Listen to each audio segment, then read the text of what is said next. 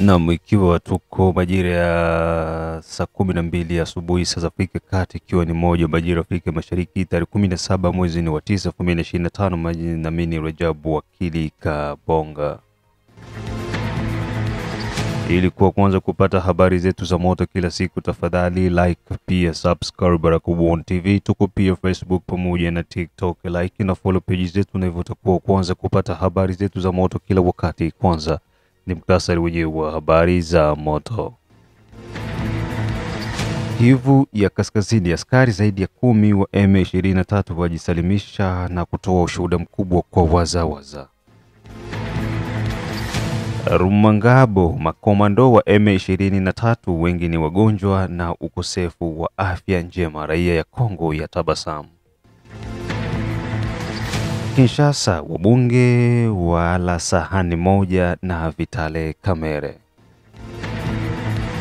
Kumbuka operation Saidia Muzalendo bado inaendelea, na kama hujaungana na operation hii, tafadhali tumia namba ambazo uko unaziona kwa screen yako ili moja kwa moja tuweze kuwasiliana na Baraka1 TV. Pia usikose kutembelea Baraka1 TV channel 2 ambako utakumbana na baadhi ya matukio yote mengine ambayo yako nazidi kurindima nchini Jamhuri ya Kidemokrasia ya Kongo.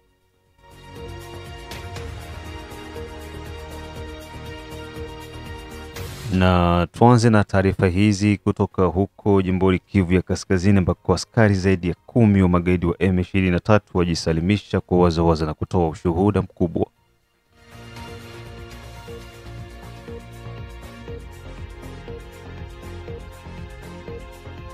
Kutokana na hali jinsi inavyozidi kuwa mbaya kwa upande wa magaidi wa M23, huku wakikosa mahitaji muhimu na pia kukosa imani kwa wananchi, hata pia kukosa baraka kutoka kwa Muumba aliye juu, maana wao ni wavamizi na wanazidi kumwanga damu ya Wakongomani na kuwanyima Wakongomani usingizi kila kukicha, huku wakisababisha maelfu ya raia kukimbia makazi yao na pia kukimbia mahitaji ya muhimu wanaotakiwa kuwa nayo, mashamba, mifugo pamoja na biashara zao kuharibika. Hali hiyo inafanya maisha kuzidi kuwa magumu, na huku Wakongomani walioingizwa ndani ya makundi ya M23 kwa kulazimishwa wameanza kutoroka M23 na kufuata njia sahihi kwenda kujiunga na wazalendo.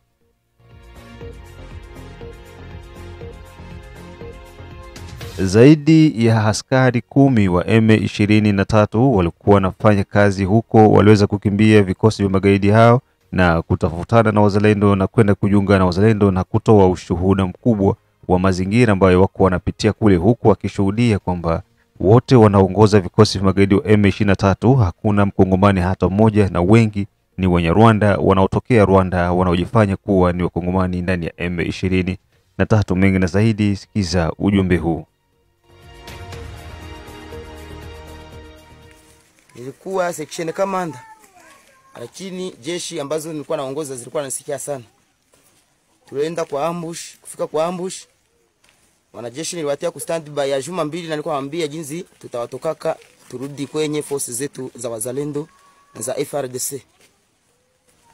Kufika hapo kwenye ambush, nilikamata jeshi moja mwenyewe anaita Chance, iko hapa na mashini gani, na mwingine section commander Gakara. Niambia tunateseka siku za mingi, tuko ndani ya utumwa. Kusudi tuwatoke, inaomba tufanye nini? Kitendo kilichofanyika, kuna lieutenant moja aliyeuawa na mwingine sergeant. Naambia wajeshi tukajiripoti ndani ya wazalendo, tukishafika tutabakia na uhuru. Njoo maana mko natuona hapa mbele yenu, ili njoo kitendo yenyewe lifanyika, maiti zao kama alizibeba kama alifanya nini sijui. Ile njoo kitendo yenyewe nilifanya juu nifike mahali kwenye force zangu ziko. Viongozi wa kutawala ndani ya chama ni wale waliotoka Rwanda, Watusi, hakuna Mkongomani mwenye iko na nini. Ni machozi sana. Kwa majina tena? Kwa majina ni Kisimba Semucho Teofilo Mzaliwa Ruchuru. Mimi nasema kwa majina yangu iko Kambale Moize. Sauti Kambale Moize. Anakuya mzuri sana. Nanje nilikuwa na mimi nakomalia batu yote basoda yote kule. Mimi nilijitoa na mwenzangu Giza alikuwa nako pale. Nikijitoa nikimwambia tufanye kazi. Na kweli kazi tumetumika. Ile pale sasa kusema iko kilio yenye niko nalia benzangu benye bangali kule batakuwa nakuya pole pole. Kule iko mateso ya nguvu sana. Hakuna kitu chenye mtu anapasha sema hivi na hivi, hapana. Mimi ninatumika navyo miaka 3. Banasema kwa makuta itakuya siku gani, hakuna makuta. Susi yangu inakuwa kamini kuwe na makuta, nikale na mwanamke, nikuwe mzuri mwanamke na apate kitu. Na hakuna.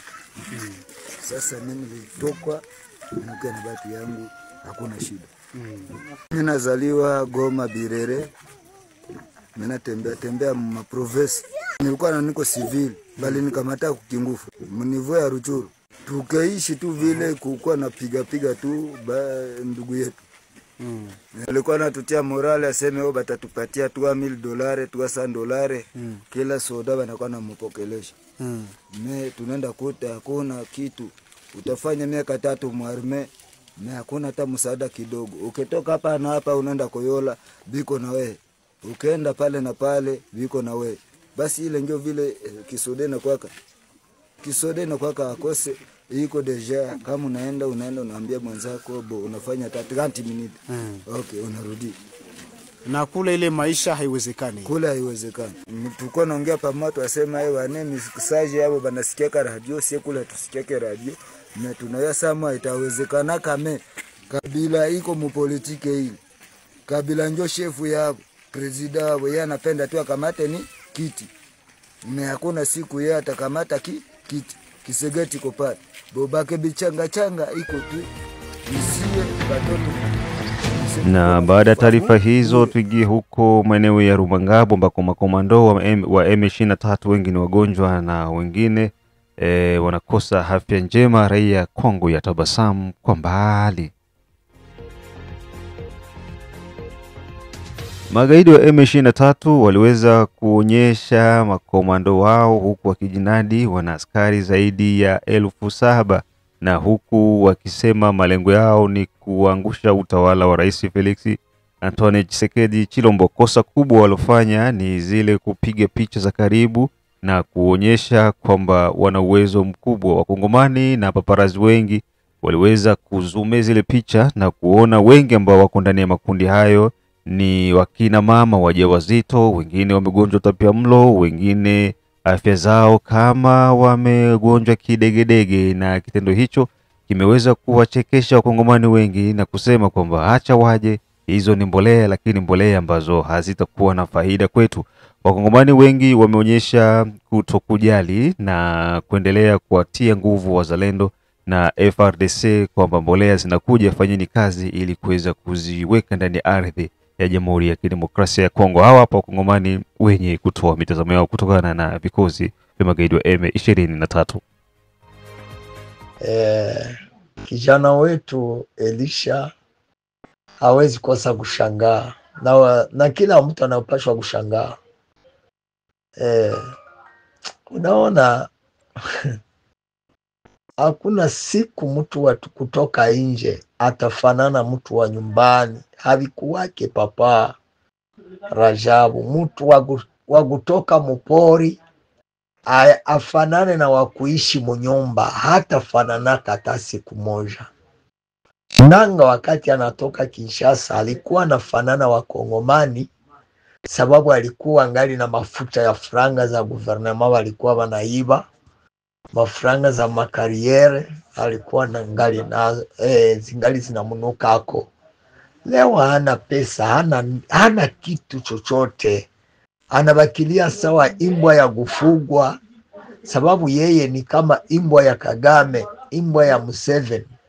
Anafugwa.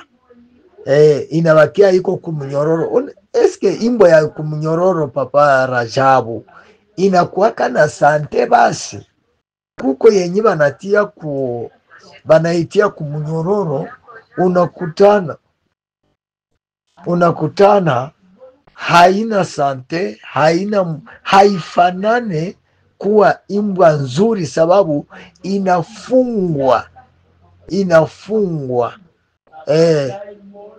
inafungwa na labda habaipe chakula, labda habaipe mabezwe zake, lazima igonde. na njo vile nanga naye alivyo, ni imbwa ya Kagame ya kufoka na haina nguvu, haina uamuzi yoyote.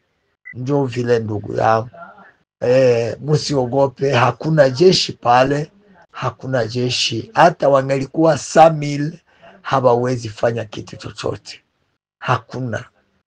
Papa, jeshi liko Kongo, liko hata na mapeye etranje wanajua kama jeshi iko Kongo, inakosa tu komandema, sababu Kabila alikuwa ameloga ba grand officier bote, alikuwa amebapoisonne, akabaloga, hakili zikaharibika. Wale ba generale bote waliharibika, hakili zikakufa.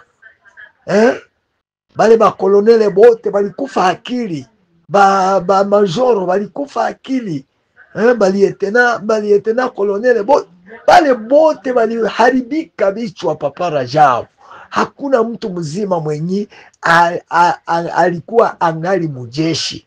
Sasa anaenda kutupia nani Kisekedi jeshi yenye alishaozesha, alishaharibu, sababu komandema ya jeshi njo jeshi. Sasa wale wengine maskari bakumustari bakubeba mabunduki bakufatana na baofisier babatu bako sous ordre, bako mservice commande. Sasa ukiongozwa na mwanaume mwenye kichwa kilishakaharibika, lazima utakimbia bunyumba. Na ndio maana tuko tunaona jeshi yetu inakimbia, bakapitene wanakosa mpangilio, basuli balietena ba premier lietena wanakosa gisi ya kupanga, bale banani ba ajida wanakosa gisi ya kupanga, ba komanda ba matrupe wote banachanganyikiwa kupitia bale ba kolonele ba majoro ba general, bale bote njo banachanganya jeshi letu. Lakini kama bale ba general habangelikuwa convaincu na mashauri ya Kanambe, habangelikuwa convaincu na mashauri ya Kamere. Bwana Rajabu au wa komando wa Colonel Nanga, wewe jamaa nakwambia, yani wameshajifia. Yani hapo unaona kuna watu kabisa hapo, yani ni wanamgambo au wajamaa wali walogota tu, wengine makabare, wengine sijui marugombo huko Marwanda. Nao wadada ni waliwatoa, yani sijui ni mumashamba, wako wanajilimia wako na njala, bana wavalisha mateni vrema. Yani bona watu wanataka kuuisha watu. Tembo chao jamaa nasema huyo eti hao wadada wako na bwaki, hawana bwaki. Yani huyo dada mwenyewe anasema iko na bwaki, iko na mimba ya Colonel Nanga. Nanga anaogopa responsibility, yani anafika anamleta mkijeshi. Iko na mimba ya Colonel Nanga huyo. Kongole wa ndugu zetu wa Kongomani, waza popote mulipo, wa journaliste popote mulipo, tutaona mengi siku za mwisho hizi. Na Mungu, nasikiliza matangazo yetu kutoka Australia, kutoka Canada, kutoka USA yetu pamoja na East Africa. Kizabe Ayeba, King Sele, Ejide Kizenga Tembele, Dedode Butoto, Kashosi kutoka Australia, Kiza Salum, Mashaka Ayamba, Bure Kilmamaha, Mzee Testament, Da Feza, Da Letitia, Da Irene, Kis Kandeke, Asani Ramadhan, Asokolo Ayeba, Emmanuel Mangombe, Elisha Nairobi Kenya, wazee wote ambao kwa maeneo ya Kakuma, Asimwe Baguma, Samuel kutoka Czech Republic.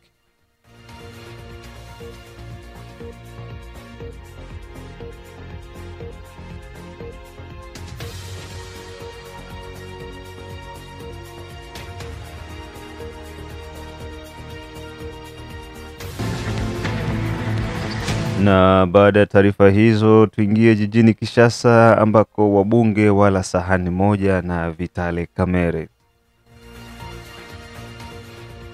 Kutokana na mbunge wa taifa Crispin Mbindule ambaye ni moja kati ya waliosaini walioanzisha harakati za kumondoa bwana Vitale Kamere kwenye kiti cha uspika, wabunge wamezidi kusisitiza na kuendeleza kukusanya sahini na hivyo kuzidisha zaidi ya 261 huku ikiashiria kwamba Vital Kamerhe lazima aweze kuondoka. Crispin Mbindule amekuwa akisisitiza kwamba Vital Kamerhe lazima aondoke kutokana na kazi zake anazozifanya zinakuwa hazina maana yote kwa wabunge na vile kwa Jamhuri ya Kidemokrasia ya Kongo. Swala hilo lina mtazamo tofauti kwa wanaharakati, huku akiuliza, je, harakati hizo ni kwa ajili ya faida ya wananchi ama kwa ajili ya faida ya wabunge pekee? Mengi na zaidi, sikiza ujumbe huu. Na matumaini kwamba hatuko wazima Wakongomani.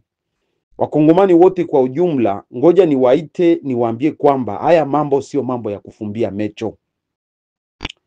Na ni mambo gani ambayo sio ya kufumbia mecho? Tupige kila kona ya nchi.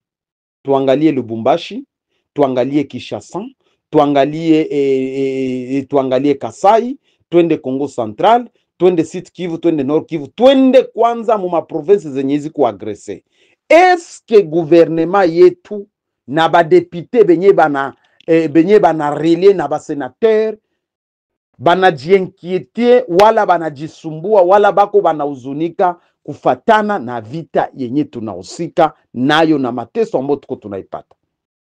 Wakongomani wote kwa ujumla, ngoja niwaambie kwamba ni huzuni sana kwa sisi Wakongomani. Na niko ninarapele ma societe civile zote zenye ma province zenye ziko agrese. Ni rapele kwanza, twende tuangalie Nord Kivu, twende tuangalie Beni, Butembo, twende kuangalia Sud Kivu, twende kuangalia Uvira, twende tuangalie Fizi, Mwenga na Itombwe. Bandugu yangu Bakongomani na ba president benye bako mwa ma societe civile, tunatafuta kuwaambia kama tunatakiwa kurejete hii ba mafiateur, ba député, ba sénateur, tunatakiwa kubarejete tous les processus penye bako wanatupeleka. Jia nini mimi nasema tunatakiwa kubarejete? Mwende muangalie kama mchezo wenye bako wanacheza size haiendani na matakwa ya raia, wala vitu vinye viko bana reklame size kwenda kupitia ngambo ya huyu Vital Kamerhe, president wa Assemblée Nationale, havihusiki na kitu ambacho sisi Wakongomani tuko tunategemea. Kwa nini mimi nawaambia kwamba havihusiki? Je, balitia motion mu Assemblée Nationale ya kusema kwamba hawataki gouvernement congolais wala basoda FARDC bapigane vita? Je, balitia mu motion mu gouvernement mu Assemblée Nationale kusema kwamba Kamerhe anakatala kusema kwamba vita iishi wala bapigane vita, Wakongomani wa leste du pays wapate amani? Hapana. Na ujumbe huu tutamalizana nao vizuri majira ya saa 9 baada ya kusikiliza matangazo yetu ya saa 6 kutoka Baraka One TV. Mimi ni ndugu yako Rajab Wakili Kabonga, the one and only town DJP. Tuko tarehe 17, tarehe 18 kesho, 19 kesho yake shughuli yangu inakwenda kukamilika. Kwa hiyo asante sana kwa wote ambao mko mnashirikiana na B1 TV, wote ambao mko mnashirikiana na mimi kwa kila hatua. Tukutanane majira ya saa 6. Saa 6 tutapata nafasi ya kuzungumzia kwa undani sana mambo ya Vital Kamerhe.